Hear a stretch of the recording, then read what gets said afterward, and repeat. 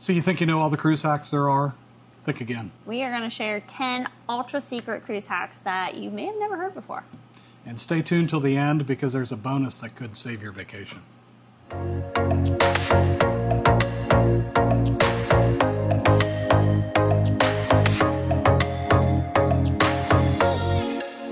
We're Adam and Mary, and we are a cruise-obsessed couple. We have a blended family, and we love to talk ship. And we are here to share some budget-savvy tips and some ultra-secret hacks with you today. So subscribe for some smart cruise hacks, fun, and no fluff. So number one, I like to use the gym showers or the spa showers. They're bigger, spacious, clean, and when she's taking a shower, I can actually go to the gym and take one. I don't have that curtain sticking in my butt crack every time I turn around. Because if you've been on a cruise, you know, especially inside cabin, those showers are very small. Yeah. There is no space. Right. So he's definitely found going to the gym is a nice little hack. Yeah, and it's, like I said, they're spacious, and I'm a bigger guy. I can turn around in there, and again, nothing's touching my butt crack.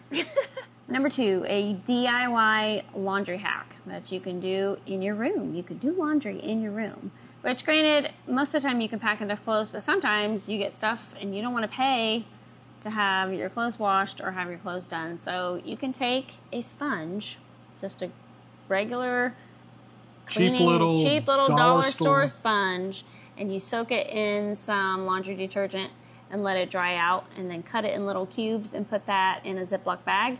And then you can throw that in the sink and clean up your clothes as you need it and hang them dry, and it works great. You can also buy, obviously, the little packets of laundry detergent, the Tide, but sometimes they get in your luggage and they bust open.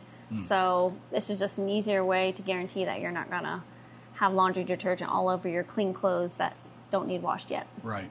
And also, if you use a big Ziploc bag, that acts as a really good thing, so you can agitate your clothes inside the bag, shake them up, and then you can rinse them out in the sink. Hang them up. Yeah, there's usually a little pull cord in your shower that connects, and it's a nice little clothesline, and that works out well too. That's a nice way to save money.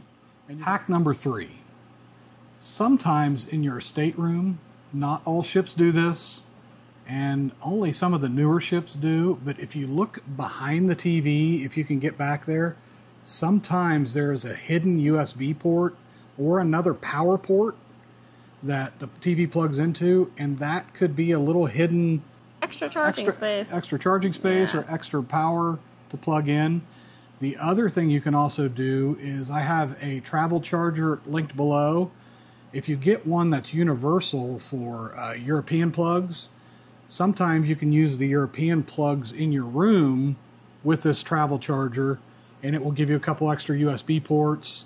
I wouldn't plug in curling iron or anything like that to it, but you can easily plug in and use the USB ports that way without messing anything up on your hardware. Number four, you can pack a flat iron if you use that for your hair, which I always usually take one because I can curl with it and I can straighten it, but also you can iron your clothes because they do not provide an iron in your cabin. I do not know any ships that provide that. So sometimes you have wrinkly clothes.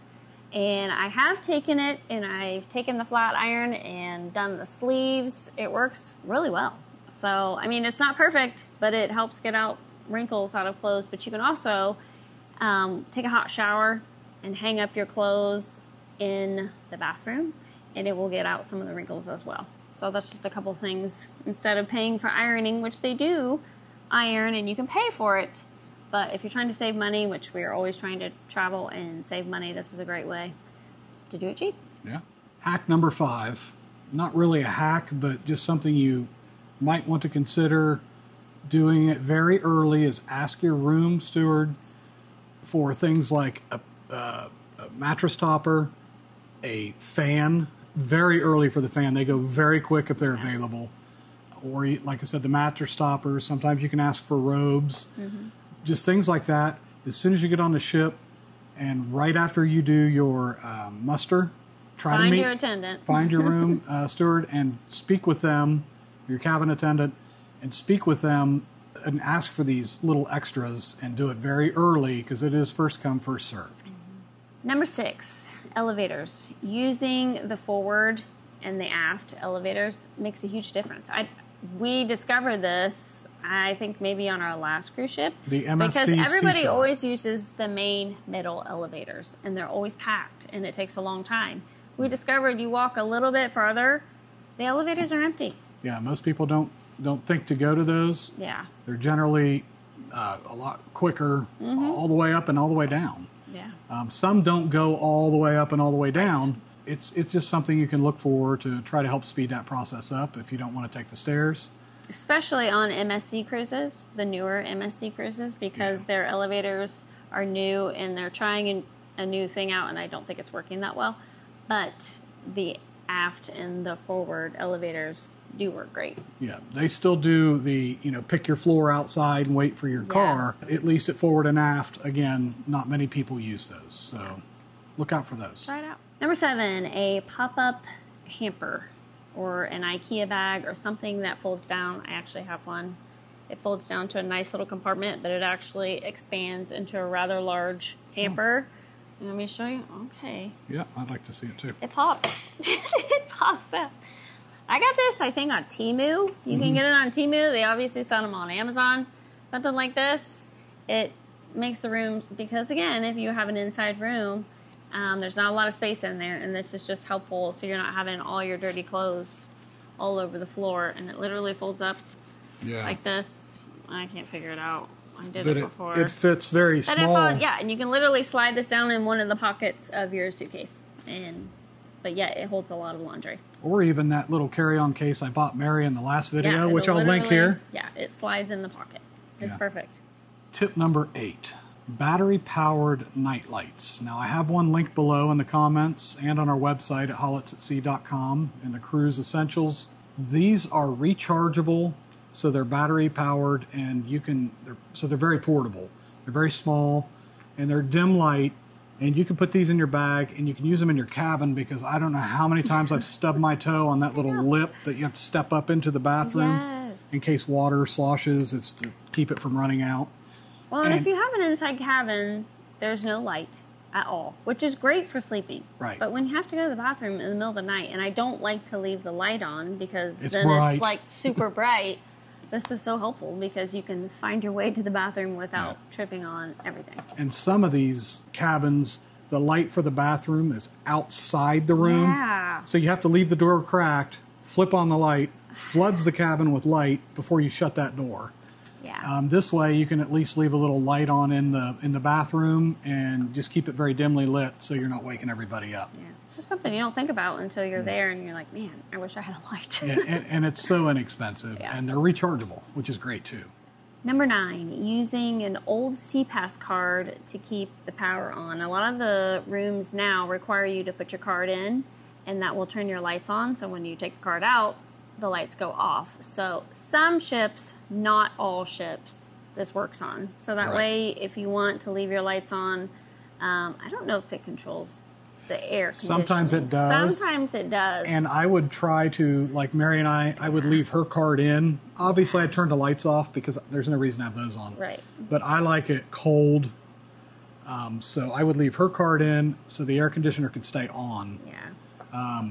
Other balcony cabins, if you open the balcony door, air shuts off. Yeah. And so those dreams of sleeping with the balcony door open and listening to the oceans, I still do it, but we get hot. So I get up and shut it because it's very annoying because I don't like being that hot when I'm trying to sleep. I could sleep cold, but I can't sleep hot. But yeah, just in case, bring that card. It's going to fit in your wallet. It's not going to take up any room. And just in case, that way you can slide it in there and have your electric on. And if you don't have a CPAS card, sometimes old gift cards or credit cards can work. I don't recommend a credit card. And again, this doesn't always work, but sometimes it does. So it's worth having just maybe an old gift card in your wallet and try that. Tip number 10, air tags or tiles, little Bluetooth trackers that work on Apple's Find My network. There's going to be somebody on your ship that has some Apple devices, probably more than half in the US. Now these little devices you could slide in your luggage, There's little wristbands you can get that are waterproof for your children. There's even shoes you can get to hide them down in the soles of your kids' shoes, and you can track them without cellular service, but you have to be within Bluetooth range, or somebody else does on the Find My network. Now, it won't tell you what deck they're on. At least you know they're on the ship, like your luggage, or sometimes it can give you the area of the ship, but you just don't know the elevation of it. So these are just a good little thing to have. I like to keep them at the airport, especially in my luggage. So if my bag gets lost, I know where it is, because I can at least see when somebody with an iPhone gets near it, it's going to ping that location so I can see, or I can see if it made it to the ship. You know, just things like that. It's literally just like a little circular disc that you can slide in any small pocket of your luggage. Unfortunately, it's not Prime Week anymore. I think you can get a 4-pack for $80. During Prime Week, they were really cheap, like $49 or $55 for a 4-pack. We've never tried any off-brand ones. No. I'm sure that they have off-brand ones, but I don't know how they work. So. There's what's called a tile, but somebody else has to have the tile app for that generally to work. The AirTags, in my opinion, are the best way to go. They have a battery that lasts almost a year in them, and you can replace that battery. And there's a little speaker in it. And I have them linked below, or again on Hollett at Sea and Cruise Essentials. You can find those linked there. So this is a little bonus tip we wanted to add in. If you've ever plugged in your phone at an airport or a coffee shop, like the USB that they provide, you might be inviting in a hacker. Unfortunately, this is the times that we live in now. Yeah. What this is called juice jacking. And what it does is in your charging cord, there are lines that provide power and lines that provide data transmission in and out. Now, I work in the IT field and I do some cybersecurity stuff, and this is becoming a real issue. It's a real thing. Now, what I recommend are these little devices here. What they do is they block all transmission. They block off the pins that do transmission in and out. They only allow power to pass. So if you're at the airport, a coffee shop, you plug this into the port, the power port, the supply, and then plug in your own charging cord or someone you trust. Do not borrow a charging cord or use a public, because these unfortunately do not block what's called a ninja cord. Now what those do is the hacking happens in the cord when you plug it in your phone. It can run scripts, it can scrape your data, and then when you give the cord back or someone comes and picks up the cord, it's like a little USB thumb drive with all your data on it, and they can steal it.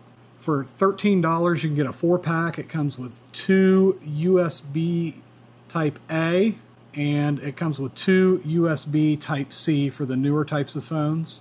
Very portable. You can carry this in your pocket and protect your data, because it's very important.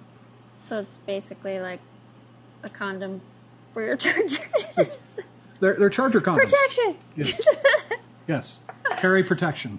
Sorry. Yes. Also, the other public service announcement is don't borrow charging cables from people.